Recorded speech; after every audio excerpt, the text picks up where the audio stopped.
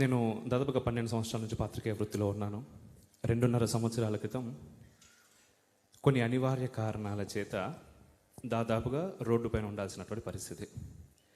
అటువంటి పరిస్థితుల్లో రిఫ్లెక్షన్ అని ఒక ఛానల్ నేను స్టార్ట్ చేశాను. దాంట్లో కేవలం కొన్ని 3-4 వీడియోలు మాత్రమే చేశాం. ఆ సందర్భంగా హైదరాబాద్లో తంగిరాల సత్యనారాయణ గారు, మా గురువు గారు, వారు ఒకసారి నాన్న నువ్వు మైసూరు వెళ్ళి స్వామివారి దర్శనం చేసుకుంటా అన్నారు.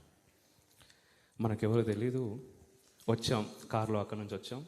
బయట చెట్టు కింద కూర్చున్నాం. అర్థం కావట్లేదు లోపలికి ఎలా వెళ్ళాలి, ఏంటి, స్వామివారి దర్శనం అవుతుందా అవదా.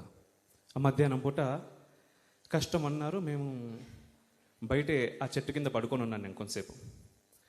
ఆ తర్వాత లేదు, స్వామివారి దర్శనం అయినా సరే కాకపోయినా సరే అట్లీస్ట్ మనం వారు నడిచినటువంటి ప్రదేశంలో ఒకసారి మనం లోపలికి వెళ్ళి వస్తే చాలు అనే భావనతో లోపలికి వచ్చాను.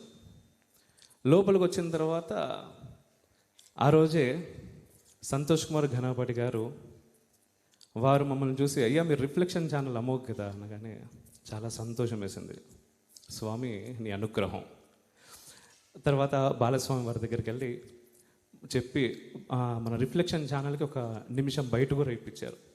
ఆ తర్వాత అప్పాజీ వారి దగ్గరికి వెళ్ళినప్పుడు స్వామివారు ఒక మాట అన్నారు. అది నాకు ప్రతి క్షణం గుర్తొస్తూనే ఉంటుంది. ఆ రోజు నా మెడలో ఇలా మాలలు వేస్తూ, ఈ పని నువ్వు చేస్తున్నావు అనుకుంటున్నావేమో, నువ్వు చేయట్లేదు, ఆ తల్లి సరస్వతి చేపిస్తుంది.